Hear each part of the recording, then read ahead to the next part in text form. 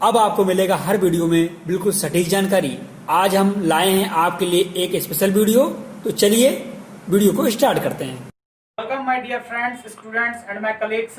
आपको point 32 channel में स्वागत है। जैसे कि मैंने पिछला वीडियो आपको सीआईटीएस के बारे में जानकारी दिया था कि कौन सीआईटीएस कोर्स कर सकते हैं और कौन नहीं कर सकते हैं, तो चलिए आज हम एक नया वीडियो लेके आपके पास आए हैं कि वोकेशनल एजुकेशन हमारे इंडिया में क्यों आवश्यक है, क्यों आवश्यक पड़ा।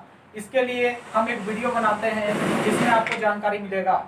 सबसे पहले जब द्वितीय विश्व युद्ध की समाप्ति हुई थी, द्वितीय विश्व युद्ध 1939-45 के बीच हुआ था, तो उस समय गवर्नमेंट के द्वारा वॉर टेक्नीशियन ट्रेनिंग स्कीम जो कि 1940 में लाया गया, नोट कर लीजिएगा, 1940 में लाया गया war technician training scheme WTTS। उसके बाद इसका नाम में चेंज करके टेक्नीशियन ट्रेनिंग स्कीम 1946 में रखा गया। इसके उपरांत 1948 में कोनी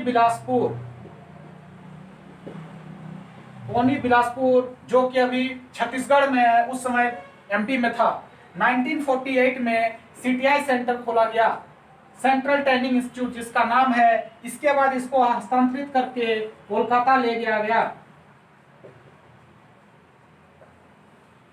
सीटीआई ट्रेनिंग इंस्टीट्यूट खोलने का उद्देश्य यही था कि हमारा देश में स्किल की बहुत भारी कमी हो गई थी, जिसके कारण इस इंस्टीट्यूट से लोगों को स्किल देने के लिए ये इंस्टीट्यूट खोला गया था। इस इंस्टीट्यूट में ज़्यादा से ज़्यादा वर्कर को या स्टूडेंट्स को इसमें ट्रेनिंग देने की में थोड़ी सी दिक्कत आ रही थी, इसीलिए ITI इंडस्ट्रियल ट्रेनिंग इंस्टीट्यूट, जिसको आज नाम से जाना जाता है, 1950 में इसकी स्थापना की गई। 1956 में NCVT द्वारा इसको मान्यता प्राप्त दिया गया। जो सर्टिफिकेट मिलता है वो हमारा NCVT का होता है। 1956 में ITI करने के बाद 1961 में अप्रेंटिसशिप एक्ट लाया गया, जो कि पार्लियामेंट में 1961 में पार्लियामेंट में इसको लाया गया था, अप्रेंटिसशिप एक्ट। अप्रेंटिसशिप एक्ट क्यों लाया गया कि जो भी स्टूडेंट ITI करते थे, इंडस्ट्रियल ट्रेनिंग इंस्टीट्यूट जो है ITI करते थे, उनको फैक्ट्री या इंडस्ट्री की जानकारी नहीं होती थी। उसकी जानकारी को बढ़ाने के लिए अप्रेंटिसशिप लाया गया। ITI जो हम लोग करते हैं, इसको पास करने के बाद बहुत सारे लोगों में अभी भी कंफ्यूज होती है, मैं उसको जरा क्लियर कर दूं आप लोगों में कि जब आप ITI पास करते हैं तो आपको जो सर्टिफिकेट मिलता है वो DGT के द्वारा दिया जाता है। पहले दिया जाता था DGET, कंफ्यूज नहीं होइएगा। 1950 में ITI शुरू किया गया। जब आप ITI पास करते हैं तो आपको NTC सर्टिफिकेट मिलता है। NTC का फुल फॉर्म क्या है? National trade certificate. वैसे ही जब आप अप्रेंटिसशिप पास करते हैं तो आपको NAC मिलता है, नेशनल अप्रेंटिसशिप सर्टिफिकेट। तो जब आपको यहाँ क्वेश्चन में ये पूछ सकता है, NAC में A स्टैंड फॉर, पहला क्वेश्चन का टाइप बता रहे हैं आपको कैसे पूछ सकता है। एक 4 ऑप्शन रहेगा A B C D, उसमें आपको क्वेश्चन ये पूछ सकता है A स्टैंड फॉर क्या होता है। इसका मतलब आपको NAC का फुल फॉर्म पूरा जानना पड़ेगा, सटीक जानकारी होगा, तभी आप ऑप्शन में सही आंसर लगा सकते हैं। इसीलिए आपको ये सर्टिफिकेट अप्रेंटिसशिप ट्रेनिंग करने के बाद कौन सा हमको सर्टिफिकेट मिलता है, ITI ट्रेनिंग करने के बाद हमको कौन सा सर्टिफिकेट मिलता है। अभी जो आप CITS ट्रेनिंग करेंगे, इस ट्रेनिंग को कंप्लीट करने के बाद आपको NCIC सर्टिफिकेट मिलेगा। NCIC का फुल फॉर्म क्या होता है? National craft instructor certificate. लिख देता हूं यहाँ पर, NCIC national craft instructor certificate मिलता है, जो कि DGT के द्वारा दिया जाता है।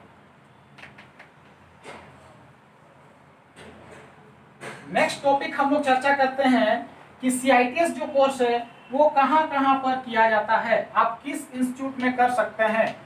उसके लिए आपको मैं बताता हूँ, कुछ कॉलेज का नेम बताता हूँ, बाकी आपके बुक्स में दिए हुए हैं। फ्रेंड्स एंड स्टूडेंट्स, मैं आपको एक और बात बताना चाहूँगा, आप जो बुक प्रोवाइड करोगे वो सिर्फ निम्मी का होना चाहिए, क्योंकि जो आपको एग्जाम में पूछा जाता है क्वेश्चन, वो सिर्फ निम्मी बुक से ही फॉलो होता है। कोई दूसरा बुक रेफरेंस में आप पढ़ सकते हैं, लेकिन एग्जाम में जो क्वेश्चन पूछा जाएगा वो आपका निम्मी बुक से ही होगा। तो सीआईटीएस ट्रेनिंग कहाँ कहाँ होता है, कुछ कॉलेज के नाम मैं बताता हूँ, बाद बाकी आप बुक से परचेज कर लेना। सबसे पहले है एटीआई कोलकाता। एटीआई कोलकाता में आप सीआईटीएस का ट्रेनिंग कर सकते हैं।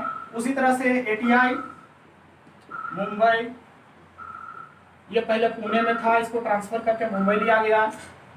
एटीआई चेन्नई, इसी तरह से एटीआई कानपुर, एफटीआई बेंगलुरु।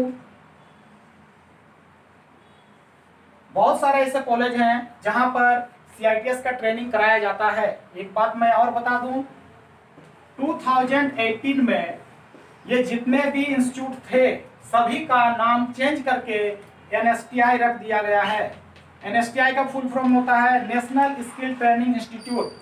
आपको क्वेश्चन पूछ सकता है कि इन विच ईयर, कौन सा साल में कॉलेज, जितने भी कॉलेज थे उनका नाम बदल करके एनएसटीआई रखा गया। तो आप आंसर दे सकते हैं 2018 ऑप्शन में रहेगा, 4 ऑप्शन रहेगा। आपको यदि क्लियर जानकारी होगा तो आप ऑप्शन में सही आंसर लगा सकते हैं। तो नेक्स्ट हम लोग आपको एक और बात बता दूं, क्वेश्चन पूछ सकता है कि FTI Forman training institute, FTI Bangalore,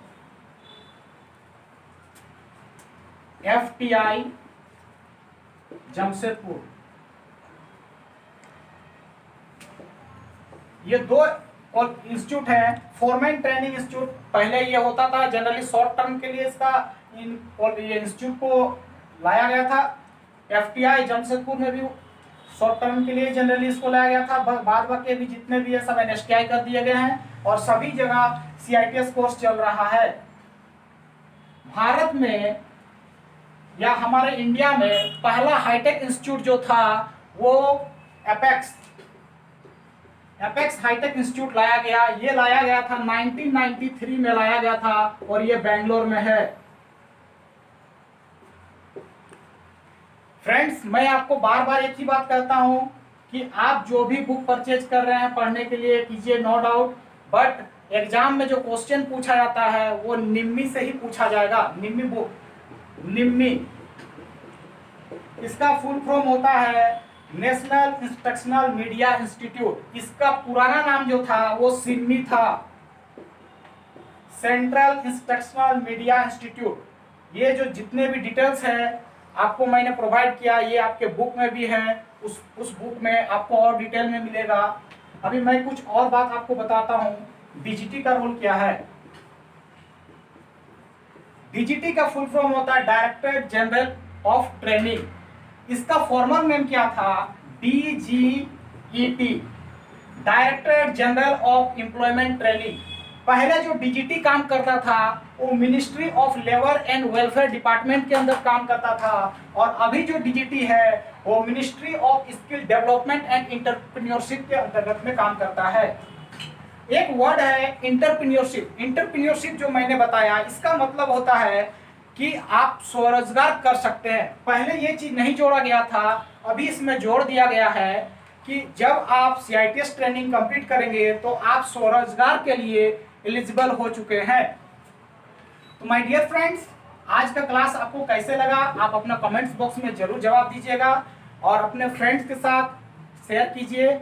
bell icon को जरूर दबाएं और अपने दोस्तों को और साथ में सभी वीडियो को देखते रहे, वॉच करते रहें।